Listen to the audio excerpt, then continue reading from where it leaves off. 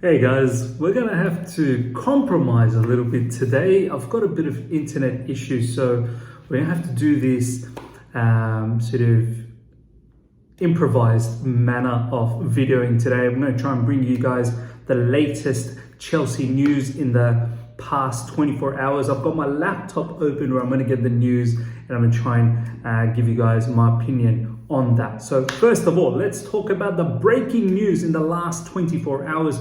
Roman Abramovich files lawsuit against the European Union Council who imposed sanctions on him. Roman absolutely strikes back, ladies and gentlemen. Abramovich filed a lawsuit at EU's General Court. Officials from the Council and EU's court could not comment on details of the legal case. Now, a lot of people are saying, why EU? Why not UK? I'm pretty sure he's probably going to come after UK as well. But first of all, ladies and gentlemen, Roman Abramovich, I'm so glad he's doing this. And I'm so glad that he's doing this post Chelsea takeover has been completed. I mean, that just shows the testament of this guy and how much he loves Chelsea Football Club, that he did not want to hold Chelsea Football Club up with this particular situation, because everyone was sort of thinking, why isn't he putting a lawsuit on some of these government bodies or associations, organizations? And I guess it's because he didn't want to hamper Chelsea as a football club. He could have very easily done all of this. He could have said, you know what, stuff this. I can't have Chelsea taken away from me. I'm going to fight it. But he realized that that would be a lengthy process and Chelsea would be in the mud. So look, I'm glad he's doing this, because he's been sort of painted as the person who's started this Ukraine war, or who's directly involved. Look, at the end of the day, I don't want to get into the nitty-gritty details of all of this situation, what Roman does outside, what the whole situation is with Putin, how it is with Russia and Ukraine and the war. It's a lot more complicated than we really think it is. And I just want to say, who gives governmental rights to put sanctions on Roman Abramovich's assets? I'd love to see, now that he's going after them and he's putting a lawsuit, I'm pretty sure he's going to hire the best lawyers, group of lawyers, to go after these people, go after these government organizations.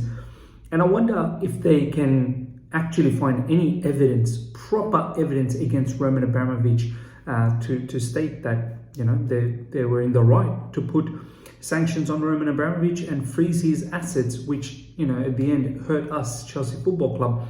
I mean, at the end of the day, they need to, European Union, and I'm pretty sure UK later on, they will need to prove that Roman Abramovich is not just someone who is, I suppose, associated with Putin, but someone who's actually directly, indirectly, whatever the case is funding the war. And just talking about the war, a war is funded by the government. Where do you think the government gets the money? The government gets money from taxpayers, basically. So you're essentially trying to put sanctions not just on Roman Abramovich, but pretty much all of Russia. Like, at the end of the day, taxpayers' money going to these sort of funding for war and whatnot. As I said, I don't want to get into the nitty-gritty of this whole situation, which is a lot deeper than we really understand. But I hope Roman Abramovich goes after these people and really get his compensation. They thought they got away with the sale of Chelsea Football Club, his debt. I hope he recoups everything from these governmental organizations. I'm pretty sure he will. This guy, do not mess with Roman Abramovich. He just waited till this Chelsea saga finished, and now he's about to unleash. And I hope he gets his, justice, I suppose. Next up, ladies and gentlemen, I want to talk about Ousmane Dembele is understood to have delayed his decision on his future, in part until the Chelsea sale was completed. This is from Nick Purewell. Now, Nick Purewell was someone who was regularly updating in regards to the Chelsea takeover, so I want to take him seriously. If he's tweeting out Ousmane Dembele is understood to have delayed his decision on his future, in part until the Chelsea sale was completed, I will take this very, very seriously. And as I've been saying it in the past few videos, I'm getting more confident day by day that Ousmane Dembele, massive chance for Chelsea Football Club. Massive chance. Barcelona, with the financial crisis that they have, they could be in massive trouble. Just check out on Google, research Barcelona financial situation. They're going to have to find nearly €500 million or something like that just to balance their book now, let alone bringing new players in and registering them, which there is a doubt that whether they can register Christensen, Frank Kessié, all the players that they've kind of already had a pre-agreement with, and now, in terms of Azpilicueta and Alonso, all of that could be in jeopardy. But Ousmane Dembele, it doesn't look like he's going to be going to PSG. PSG have absolutely spent everything on Mbappe's new deal. And there's no one else out there. Bayern Munich possibly, but I don't think they can handle Ousmane Dembele's wages. If we're paying Romelu Lukaku 325k a week, I think we can manage to give a similar amount to Ousmane Dembele. But yeah, watch this space in regards to Ousmane Dembele, ladies and gentlemen. Talks are progressing with Chelsea and Kounde's agent. This is from Fabrizio Romano. As I said, I need this Kounde deal happening very soon. Now that we are under Top Bowley and Clear Lake Capital's consortium, Kounde's deal needs to be announced very soon. This guy is literally with a pen, waiting to just sign those papers immediately. So hopefully that's our first signing. Simon Phillips, ladies and gentlemen, as you know, I cover a lot of his posts on Twitter. He's put a picture of Thomas Tuchel and Ousmane Dembele, and he's got the caption saying, "Make it happen." Look, Simon knows quite a few people internally, and if he's saying these sort of things, we need to take it seriously, which is great stuff. Chelsea have reignited their interest in Barcelona's versatile fullback Sergino Dest. I've been talking about Sergino Dest for a while now. Even in January, I said this is a good opportunity, when that rumor sort of came about. There's a proper chance of this. With all our players sort of linked to them, there is a chance that there could be a bit of a player swap scenario just to sort of sweeten the deal up as well. And as I said, Barcelona in the mud in terms of financial crisis. They will need to let go of players, Ousmane Dembele being one. Coutinho has already left with Aston Villa. Frankie de Jong is getting rumoured with Man United. It's probably going to happen, and now Dest as well. Dest, for me, as a right-sided backup to Reece James, perfect case scenario. Young and someone that Thomas Tuchel can absolutely mould into a decent backup. Now, Simon Phillips, again, I love a bit of Instagram shenanigans, ladies and gentlemen. He's pulled out an Instagram picture of Koulibaly, which was posted on Instagram by cfc.blue.flag. And it was a picture of Koulibaly, and the caption was, "Chelsea have held positive talks with Koulibaly's agent and he is keen on moving to the Premier League." And guess who liked that particular post? It's none other than Thiago Silva himself. And Simon Phillips captured that and tweeted that out on his page, saying, "Thiago seems to enjoy the prospect of playing alongside Koulibaly." Look, I love a bit of Instagram play. Whether we take them seriously, I don't think so. Certain times you can get a bit of hint.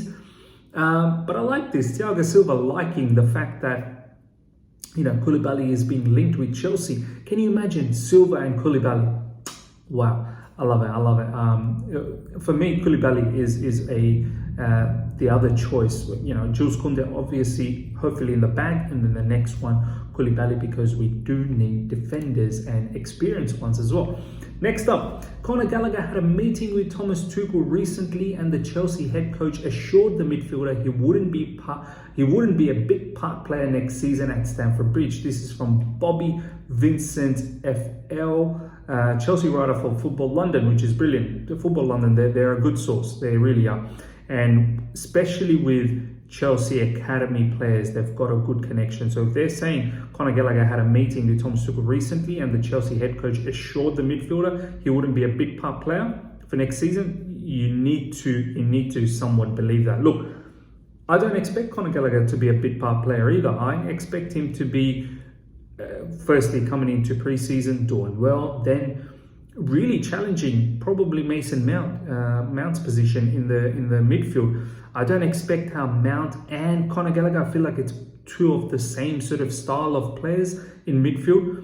And the other factor is with Conor Gallagher, you think it'd be a three-man midfield. I really cannot imagine Conor Gallagher being a double pivot player. So if you have a deepest midfielder in the sense of someone like Jorginho, not necessarily Jorginho could leave as well, but someone like Jorginho, and then you've got Kovacic and you've got Conor Gallagher or Mason Mount, that kind of makes sense to me. But you let me know, ladies and gentlemen, how you feel about Conor Gallagher. I think he's done enough now. He's impressed enough to get a proper shot at Chelsea and then see how his career goes. He's really desperate to make it at Chelsea. Now, last but not least, ladies and gentlemen, Di Marzio came in late last night, UK time, with very, very special news about Lukaku. Lukaku has expressed his desire to return to Inter Milan, but the finances involved and the formula of a deal must then be clarified. The only possible option would be a dry loan without a purchase clause. With Lukaku having expressed his wish, it's up to Chelsea. Look, since when Di Marzio is talking about this, you know Lukaku is willing to go back to Inter Milan. So you would have seen my recent video, Truth Bomb, on Lukaku. I'm fed up. I want him gone, and it's best for everyone. Issue is, how do we actually make this happen now? Because just a loan and not knowing whether Inter wants to purchase him after the loan, I'm not sure that really works for us. Because even that loan, how much loan fees are we going to get? There was rumors that we were going to get about 12 million loan fee. And then there was rumors that we are going to pay a lot of the wages as well for Lukaku. I know we're going to make a lot of loss, but we at the same time need to understand how badly do Inter want him back, because it seems like Inter's entertaining this, which is fine, but let's try and get to some sort of a middle ground. I know we're going to make a loss, but let's not try and be absolutely ridiculous where it's a dry loan. We give it to, we give Lukaku to Inter, and then, Inter at the end of the season just goes, what, no, I don't want to buy. Now we need to have some sort of clause to force them to buy this particular player. Don't want a scenario where he comes back to Chelsea and it's another issue for Thomas Tuchel next season. Don't want any more issues with Romelu Lukaku. So yeah, ladies and gentlemen, that's all the latest that's been going around in the past 12 months, in the past 12 hours to 24 hours. Yeah, do let me know how you feel about it. If you've enjoyed this video, smash the like button. If you're here for the first time, subscribe. Hit the bell notification to stay in touch with all my content. Hopefully my internet gets better very, very soon, so we can actually show some of these tweets. But yeah, catch you guys soon. Bye.